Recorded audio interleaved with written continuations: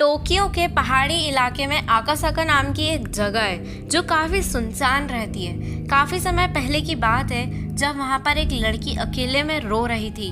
तभी एक व्यापारी उस रास्ते से गुजरा और उसने लड़की को रोते हुए देखा और रुककर लड़की से पूछा कि तुम यहाँ पर इतनी सुनसान जगह पर क्या कर रही हो। और जैसे ही लड़की ने जवाब देने के लिए अपना चेहरा उसकी तरफ उठाया, उस व्यापारी ने ऐसा नज़ारा देखा जिसे देखकर उसकी आंखों को यकीन नहीं हुआ। उस लड़की के चेहरे पर चेहरा नहीं था, मतलब वो कुछ ऐसी दिखाई देती थी।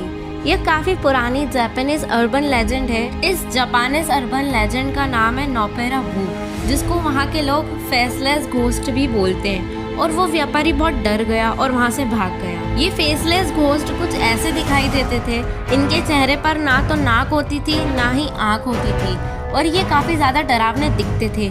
लेकिन सबसे अच्छी बात ये है कि ये केवल डरावने दिखते थे।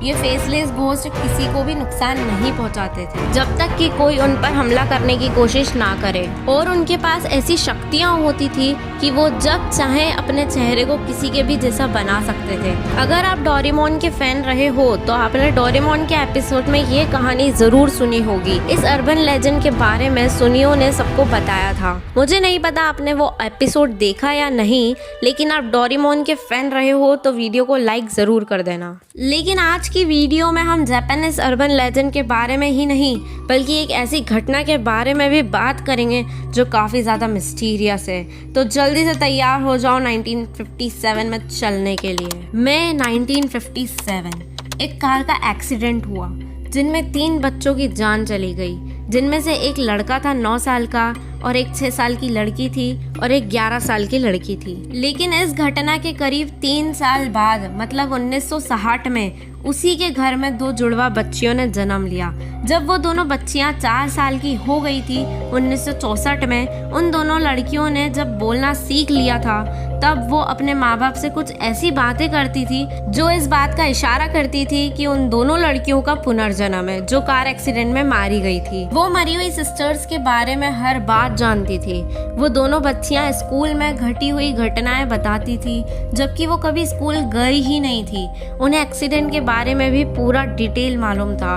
वो खेल खेल में इस तरह की बातें करती थी, उनके पेरेंट्स भी काफी शॉक्ड रह जाते थे। उनको मालूम था कि एग्जैक्टली उनकी बहनों को कब कहाँ चोट लगी थी। साथ ही साथ वो दोनों जुड़वा लड़कियां कार में बैठने से भी काफी डरती थी। वो सारी बातें किया करती थी जो 6 और 11 साल की बहनें किया करती थी, जबकि वो लड़कियां केवल 4 साल की थी। उनके पेरेंट्स ये सब देखकर काफी शॉक्ड थे, लेकिन वो बच्चियां ऐसा क्यों करती थी इस बात का राज अभी तक राज ही है। तो मुझे तो ऐसा लग रहा है कि घटना पुनर्जन्म से रिलेटेड है, लेकिन आपको क्या लग रहा है कमेंट में बताओ। इस तस्वीर को ध्यान से देखो।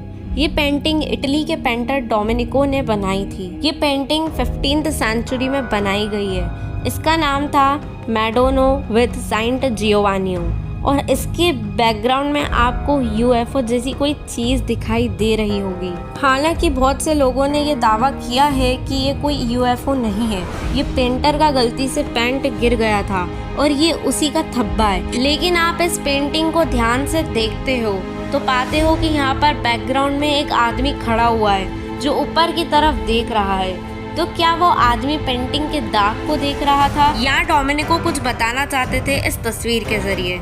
जब इस तस्वीर को जूम करके देखते हैं तो साफ साफ पता चलता है कि ये यूएफओ है, लेकिन फिर भी बहुत से लोग इन बातों का बकवास मानते हैं क्योंकि ये तस्वीर धार्मिक तस्वीर थी। तो कुछ लोगों का कहना था कि ये देवदूत है। और सोचने वाली बात ये है कि 15th सेंचुरी में बनी इस तस्वीर में पेंटर को यूएफओ दिखाने की क्या ज़रूरत थी, जबकि उस सेंचुरी में इन सब चीज़ों के बारे में ऑलमोस्ट किसी को भी पता नहीं था।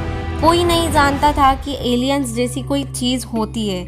यहाँ तक कि उस समय हवा में उड़ने वाले हवाई जहाज़ों का भी आविष्कार नहीं हुआ था। इससे तो यही पता चलता है कि काफ़ी प्राचीन समय से दूसरी दुनिया के लोग हमारी सभ्यता से जुड़े हुए हैं और ये परग्राही मतलब एलियंस आज भी हमारे साथ जुड़े हुए हैं। और इसका जीता जागता सबूत है एरिया 51। लेकिन हमारी दुनिया में केवल एरिया 51 ही एक ऐसी जगह नहीं है, कुछ जंगल भी ऐसे हैं जिनके रहस्य को इंसान आज तक समझ नहीं पाया।